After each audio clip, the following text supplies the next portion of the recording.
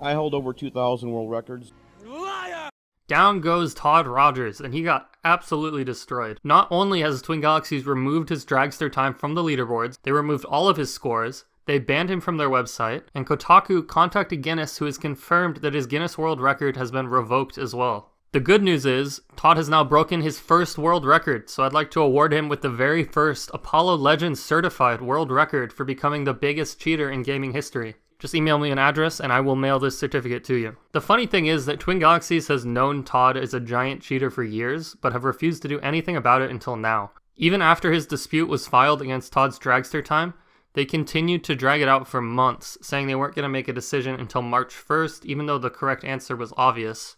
But then within a week of my video, I guess the pressure was too much and they came out of nowhere with this ban. So thank you Twin Galaxies for finally doing something. But in my opinion, this is still a big loss for Twin Galaxies. I'm definitely taking partial credit for getting Todd removed because of how quickly it happened after posting my video. But that's only because of how much attention it got, and I think Twin Galaxies felt embarrassed to not do anything about it. But nearly everything I showed in that video was already public information, and Twin Galaxies had known this for months to years. When OmniGamer posted his spreadsheet proving that Todd's time was impossible, that should have been it for him. But instead they completely dismissed it until some random dude on YouTube compiled all the information for them and they couldn't ignore it anymore.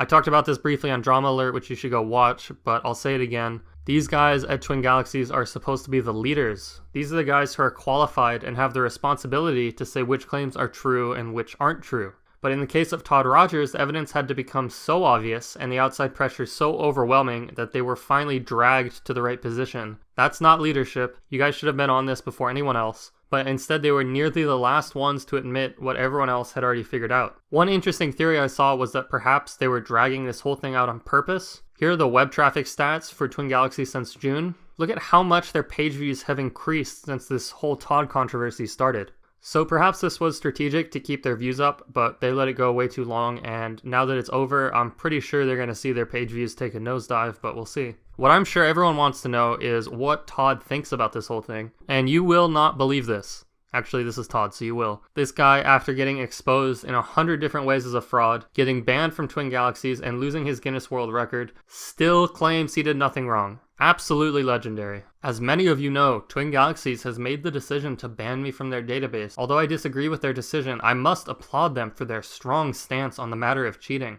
For too long, gamers tried to cheat the system and achieve recognition for scores they did not actually make. Oh my god, who would do such a thing? This is something I came across numerous times while serving as a Twin Galaxies referee. Yeah, you did.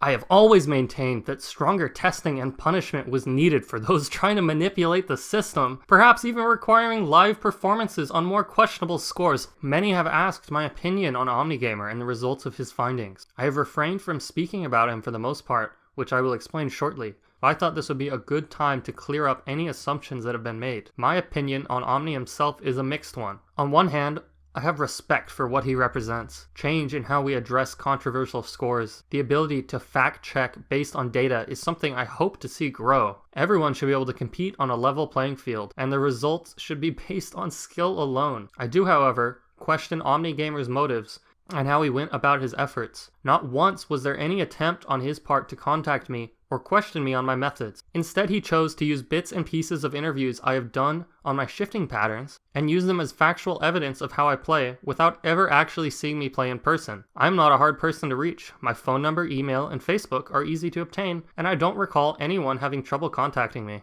This is just precious. He's mad that OmniGamer didn't contact him before analyzing the code of the game. But what's hilarious is I contacted him before making my video, and he didn't want to do an interview because he didn't trust me. And then he started trying to make me feel bad by telling me about his family. This guy will say absolutely anything to make himself look good and his opponents look bad. He doesn't use words as a way to convey his thoughts and opinions. He uses them as a tool to manipulate people. To me, it's an act of cowardice when you choose to call someone out but refuse to speak to them man to man. If you feel I cheated or think I'm a fraud, say it to my face, which is exactly what I wanted to do. In my opinion, he has only gone about this matter the way he has to draw interest in his book, which he has shamelessly promoted throughout this argument. Hey, by the way, be sure to go check out OmniGamer's book. The link is in the description. What many may or may not know is there were plans for me to play live and attempt to replicate my dragster record. At first, I embraced the challenge and looked forward to proving my score legitimate. I remained silent on the matter, as I believed that in this situation, actions would speak louder than words. I began practicing during this time to get my timing right, and although a 5.51 was not achieved, I was feeling good about my chances of tying my score. What made me sour on doing such an event, and ultimately cancel it, was the reaction from the gaming community. Insults began littering my personal Facebook page. Degrading remarks filled my PMs and emails. Even my family was being harassed for being associated with me. I began to wonder, who was I really trying to satisfy with my record attempt? If you wish to call me a cheat, a fraud, etc., you have every right to, until you see evidence that says otherwise. Seeing is believing. But when the remarks became personal and my friends and family are dragged into this mire, it is no longer about gaming. People are wishing ill upon me and my family over what? A high score on a video game? If that is what the gaming community has become, then despite my love for video games and all my contributions and experience to help the scene grow by playing live at events and supporting the community, it is not worth jeopardizing my personal life and family outside of gaming. Okay, I believe nothing this guy says, so I'm calling BS on that story.